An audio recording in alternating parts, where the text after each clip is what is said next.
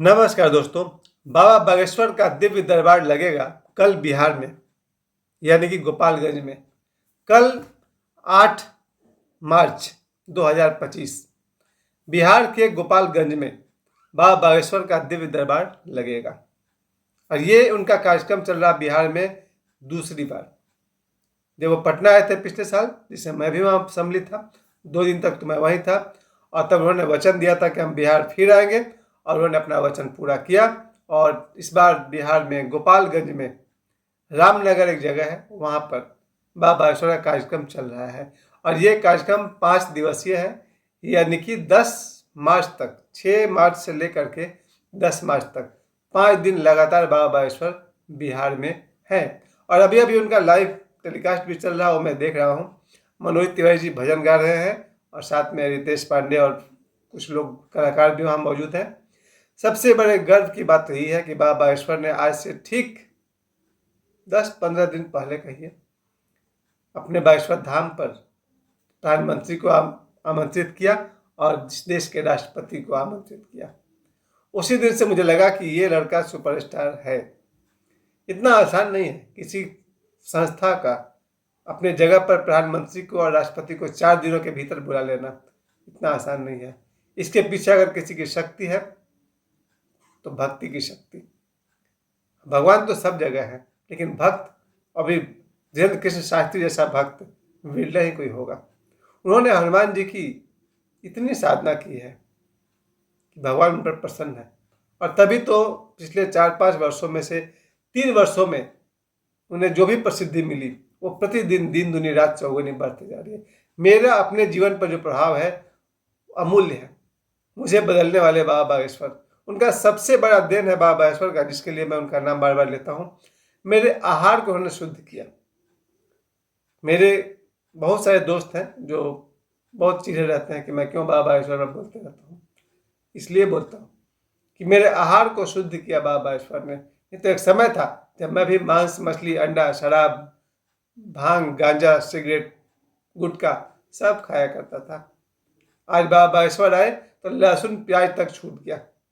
आज लगभग मेरे घर में 4 साल हो गया होगा लहसुन प्याज नहीं बनता है। इस घर में जहाँ मैं बैठा हुआ हूँ, लहसुन प्याज तक नहीं डाला जाता है अपने भोजन में। मेरे आहार को शुद्ध किया। मांस, मछली, अंडा, गुटखा, सिगरेट, शराब सब पीछे छूट गया। हाँ, कभी कभी पान खाता हूँ, कभी एक आध महीना में एक आध सिगरेट पी लेता हूँ किसी दोस्त के साथ में। नहीं तो मेरा आहार शुद्ध हो गया, और इसके लिए बाबा बागेश्वर को बहुत बहुत धन्यवाद। आहार अगर शुद्ध हो तो साधना करना आसान है। बाबा बागेश्वर की दूसरी देन है कि दिन में अनेक बार हनुमान चालीसा का मैं पाठ करता हूँ।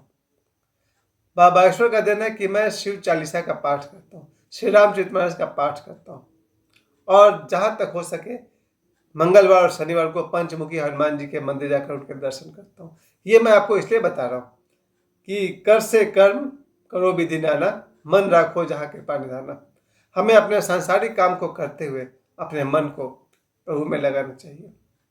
यही मैंने सीखा बाबा बागेश्वर से। मेरा अपना एक, अब तो मैं 53 वर्ष का हूँ, मेरा अपना एक एक्सपीरियंस है। अगर आप अपनी शक्ति को, ऊर्जा को गलत दिशा में लगाएंगे, अगला दिन आप देखेंगे जीवन भटक गया, जीवन अपने मार्ग से भटक गया। मुझे याद है मैं 40-50 साल तक ऐसी जिंदगी मैंने जिया। कहाँ जा रहे हैं, क्या कर रहे हैं, कितना गलत कर रहे हैं, सही कर रहे हैं, बस जिए जा रहे हैं। जब बाबा बागेश्वर आए तब मुझे जीवन का सही मार्ग मिला। कम से कम अपने जीवन को सही दिशा अगर देना है तो पहला काम आपकी रात्रि पवित्र होना चाहिए। बाबा बागेश्वर ने बहुत बढ़िया बात कहा, किसी आदमी को अगर पहचानना है तो उसका रात को समझो।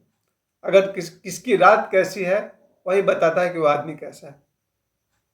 मैं अपनी बात कर रहा हूँ, जो लोग दंपत्ति जीवन जी रहे हैं, पति पत्नी हैं, अगर उनके जीवन में भी प्रेम और सात्विकता हो, उनका जीवन धन्य हो गया। अब इस बारे में मैं विशेष कहूँगा नहीं कि आप सब समझदार हैं। बाबा बागेश्वर से मैंने सीखा, अगर आपकी रात शुद्ध हो गई, आपका सारा दिन पवित्र हो जाएगा। रात लगभग 11 बजे के आसपास से तो मैं तैयार रहता हूँ कि अब सोना है। बस थोड़ा बहुत उनका प्रवचन देख लिए टीवी पर, या मोबाइल तो मैं चलाता नहीं ज़्यादा, मोबाइल में बहुत कम चलाता हूँ। टीवी पर उनका प्रवचन देखते रहते हैं सुबह से रात तक, एक से एक। रात को ही अंतिम प्रवचन बाबा बागेश्वर का सुन लेता हूँ, या फिर ब्रह्मर्षि देवदास जी जो देवराहा बाबा के शिष्य हैं उनके वीडियो में बहुत सुनता हूँ। जे कृष्णमूर्ति को कितना भी देखो कम है। अगर मुझसे कोई कहे कि गुरुओं की श्रेणी में सबसे अधिक प्रिय कौन है तो मैं तो नहीं कह पाऊंगा, फिर भी जे कृष्णमूर्ति का उनमें नाम जरूर होगा। मेरा जीवन को अगर किसी ने बदलने की हिम्मत रखे है तो जे कृष्णमूर्ति। क्या टैलेंट है, क्या गुण है, शब्द नहीं मेरे पास। यानी आज का गौतम बुद्ध कहा जा सकता है उनको, जे कृष्णमूर्ति को। तो रात 11 बजे के आसपास तक मैं या तो जे कृष्णमूर्ति को सुनता हूँ या फिर देवराहा बाबा को सुनता हूँ, बाबा बागेश्वर को सुनता हूँ। ओशो तो खैर मेरे आत्मा में ही रहते हैं, उनको अलग से सुनना नहीं पड़ता है। उसके बाद 11 साढ़े 11 बजे रात को मैं सो जाता हूँ। सो गया तो आँख बंद करके भी अगर शांति से सो सका तो ठीक, नहीं तो मन में कुछ ना कुछ चलता ही रहता है। यानी भक्ति भजन, श्री राम जय जय राम, या फिर हाँ, मैं रात को श्वास देखने वाला ध्यान नहीं करता हूँ। रात को विपश्यना में नहीं करता हूँ। रात को अपने श्वास को देखने वाला ध्यान में नहीं करता हूँ। अन्य गुरुओं ने कहा है कि रात को सोते समय विपश्यना करें, सिर्फ ओशो ने कहा कि रात को विपश्यना नहीं करें, क्योंकि अगर आप रात को बैठकर श्वास को देखेंगे वो आप में जागरण पैदा करेगा, और जागरण ऐसा पैदा हो सकता है कि आपको फिर नींद नहीं आए, और अगर आपको नींद नहीं आएगी तो आपको लगेगा कुछ गड़बड़ हो रहा है, फिर आपका अगला दिन डिस्टर्ब हो सकता है। तो मैं रात को कोई विशेष ध्यान करना पसंद नहीं करता हूँ। हाँ, रात्रि का ध्यान अलग है, शवासन है, रिलैक्स हो जाइए वगैरह वगैरह। तो बाबा बागेश्वर का सबसे बड़ा अध्ययन उन्होंने रात मेरी शुद्ध कर दी।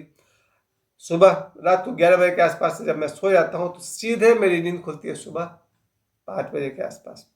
मेरा बहुत ही सौभाग्य है कि मेरी नींद अब बीच में खुलती नहीं है। 11 बजे से लेकर सुबह 5 बजे तक लगातार। एक बार सो गए तो फिर सो गए, सुबह उठेंगे, और सुबह उठते ही पहला नाम राम का नाम। यही बात मैंने सीखा है बाबा बागेश्वर से। और जिसका दिन की शुरुआत भगवान राम से हो, पंचमुखी हनुमान जी से हो, या अन्य देवी देवताओं से हो, उसका जीवन धन्य होगा ही होगा। उसके अलावा बाबा बागेश्वर ने हम लोग को सबसे ज़्यादा उनकी जोर है राम भक्ति, हनुमान भक्ति पर। अपना कर्म करते रहिए और भक्ति में लगे रहिए। इस बार जब आए हुए गोपालगंज में तो बहुत ही खुशी की बात है, जो भीड़ पटना में दिखाई पड़ रहा वही भीड़ गोपालगंज में दिखाई पड़ रहा है। मैं कल भी देखा था उनका लाइव प्रोग्राम, अभी भी देख रहा हूँ, अभी चल रहा है, उस रूम में बच्चे मेरे देख रहे हैं। उनको देख करके लोगों को याद आता है एक 27 साल का लड़का इतना बड़ा सक्सेस कैसे पा लिया कि दुनिया के हर देश में आज करोड़ों लोग हैं जो बाबा बागेश्वर को जानते हैं, और जानते ही नहीं है, मानते हैं। आज के युग में बाबा बागेश्वर एक ऐसा इंसान है जिसको देखने के लिए लोग दूसरे दूसरे देश से आ रहे हैं। ये मेरा खास जीवन का अनुभव रहा है। एक है बाबा बागेश्वर जिनको देखने के लिए इंग्लैंड, अमेरिका और देश विदेश से लोग आते हैं कि एक झलक देखने को मिले, और दूसरी तरफ मैं हूँ। मेरा एक करीबी दोस्त मेरे बर्थडे में 3 मार्च को नहीं आया, और अगले दिन आया भी तो बिना हमको बताए वापस चला गया।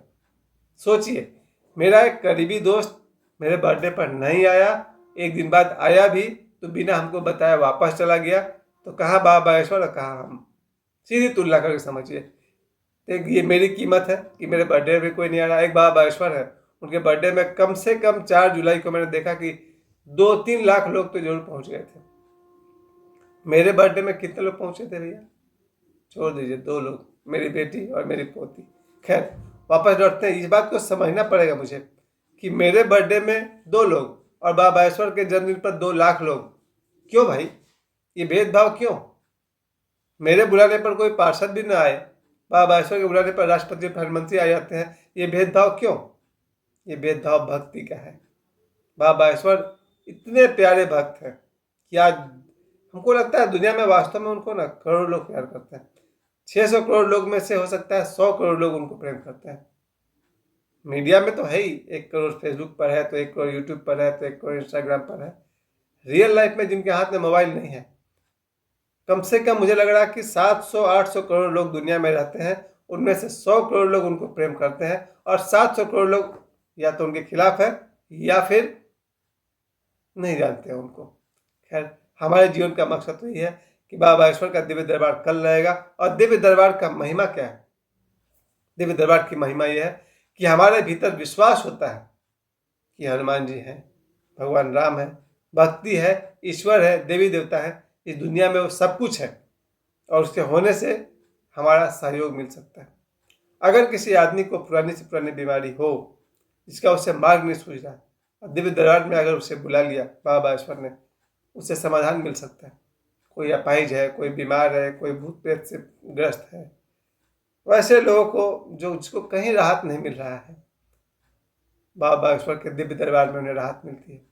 पटना के दिव्य दरबार में मैं 2 घंटे से वेट करता रहा, मेरा नाम आएगा, मेरा नाम आएगा। दिव्य दरबार समाप्त हो गया, मेरा नाम कहीं नहीं था। लेकिन 4 जुलाई 2024 मैं स्वयं ही बागेश्वर धाम पहुंचा, बाबा बागेश्वर से मिला और उनसे हमने 6 गिफ्ट प्राप्त किए। तो चलिए बिहार के लोगों, हालांकि जब बिहार में जो कार्यक्रम हो रहा है उसमें आते होंगे पूरे भारत से लोग। बिहार में दिव्य दरबार लगेगा कल 8 फरवरी 2025 को। जय श्री राम।